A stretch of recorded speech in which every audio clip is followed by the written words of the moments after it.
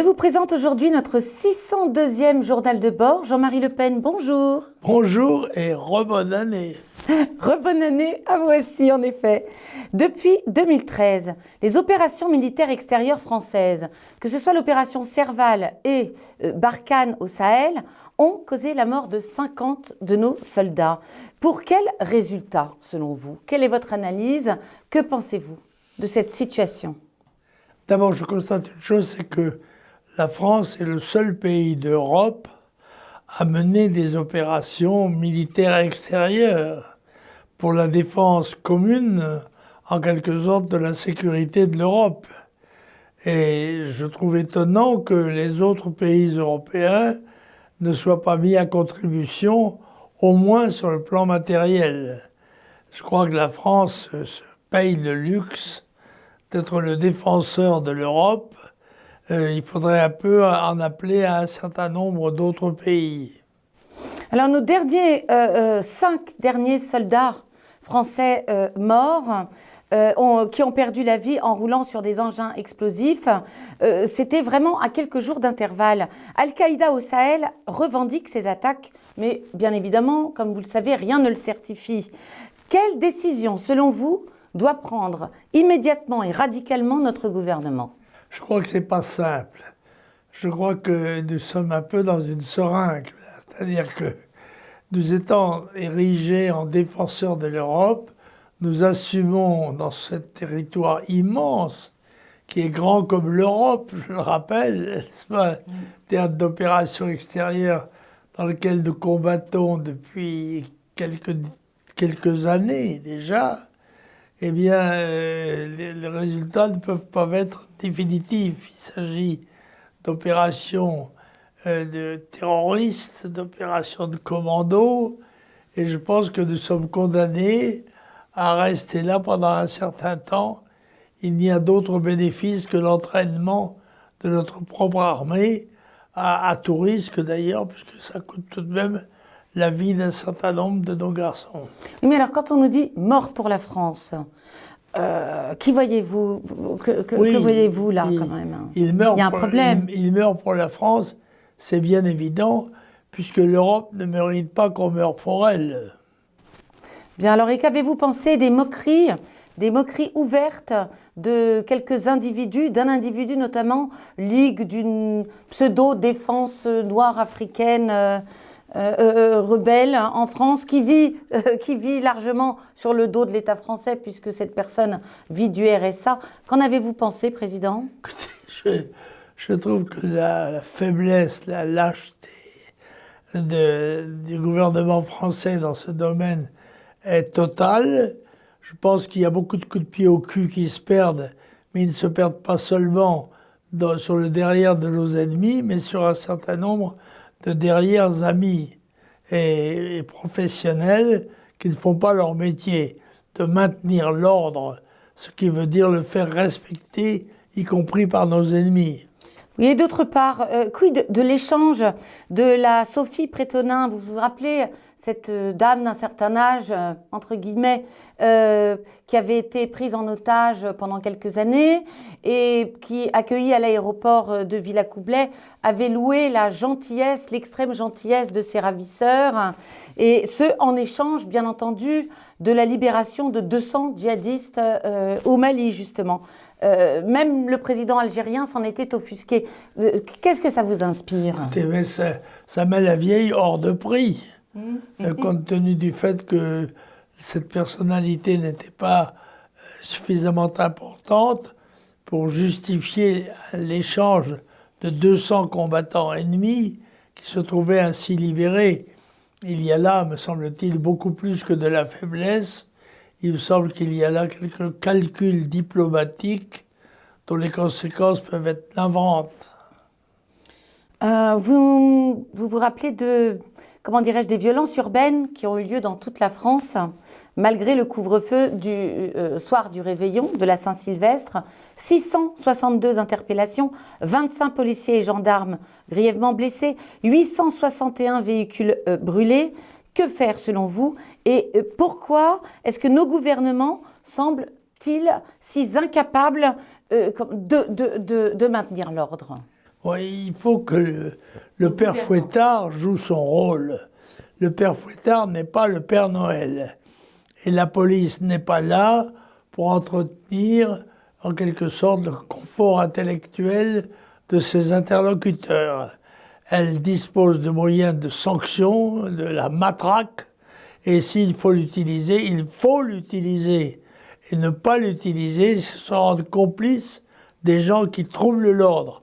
Et nous n'avons plus affaire à des troupes de maintien de l'ordre, mais à des troupes de maintien de l'ordre établi, et qui malheureusement est au déshonneur de la France, il faut le dire. Par conséquent, il faut que la police reçoive des ordres d'exécution fermes, il faut qu'elle soit respectée, et pour cela, il faut qu'elle soit respectable. Et elle ne sera respectable que si elle utilise les moyens de force qui sont à sa disposition pour servir la loi.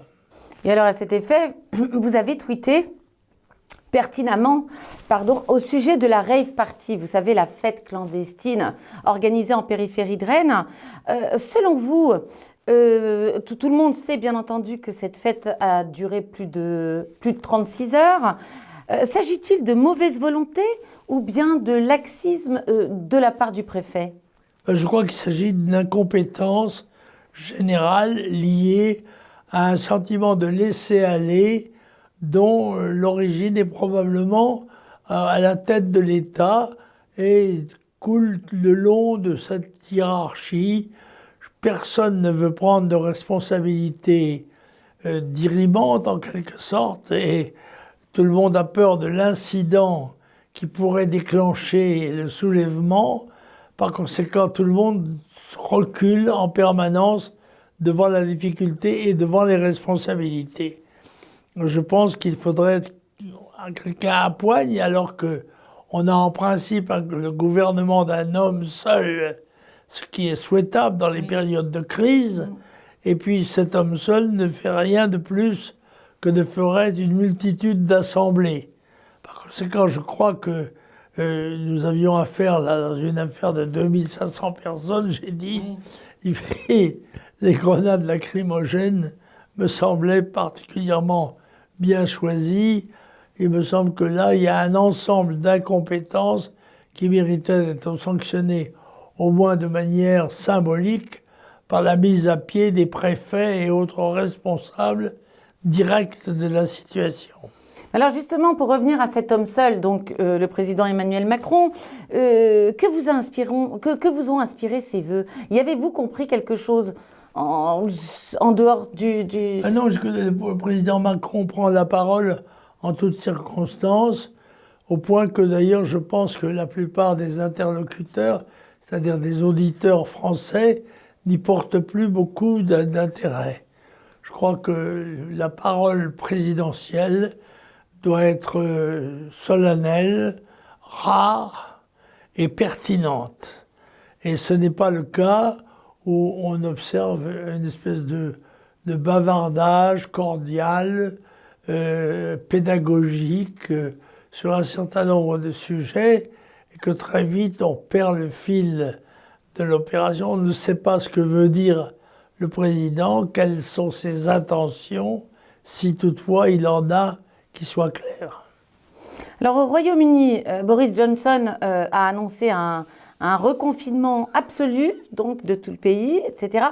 Olivier Véran nous annonçait qu'il n'était pas impossible que la France en arrive aux mêmes décisions. Que pensez-vous de tout cela ? Je pense que ça pose beaucoup de problèmes importants. Économiques ? Et en particulier, non pas seulement économiques et sociaux, qui vont être les conséquences inéluctables de ces arrêts de travail obligatoires. En revanche, je pense que ça pose le problème de la sécurité de l'État, de sa sécurité extérieure, du rôle que devrait et pourrait jouer la médecine militaire, qui semble totalement dépourvue, alors que je vous signale que j'ai demandé la réouverture du Val-de-Grâce comme hôpital militaire spécialisé justement dans les problèmes bactériologiques, car la guerre bactériologique est quelque chose de terrifiant contre laquelle je ne suis pas sûr que nous soyons pris les mesures qui sont même préparatoires nécessaires. Je crois donc que cette pandémie doit nous servir d'expérience, ne pas être perdue et nous obliger à prendre les dispositions rigoureuses qui sont celles qui sont capables d'assurer la protection physique et mentale du peuple français. Alors justement, à ce propos, l'ex-ministre de la Santé démissionnaire, vous vous rappelez, Madame Buzyn, Agnès Buzyn, a rejoint l'OMS à Genève. Là, donc, c'est une forme de promotion internationale. Alors, ça semblerait être une sorte de couronnement, mais alors de quoi, Président?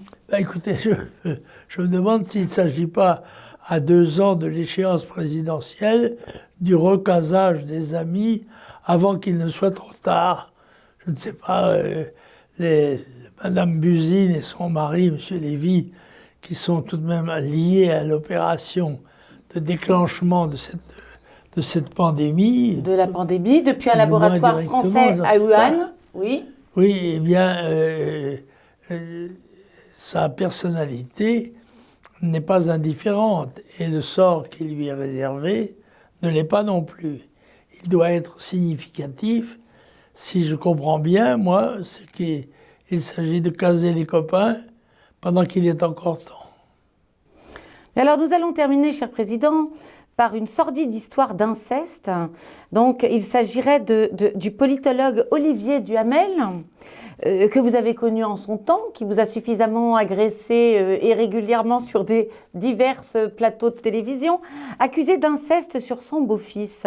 Alors, il démissionnerait de ses fonctions et une enquête qui avait été fermée il y a quelques années, serait réouverte.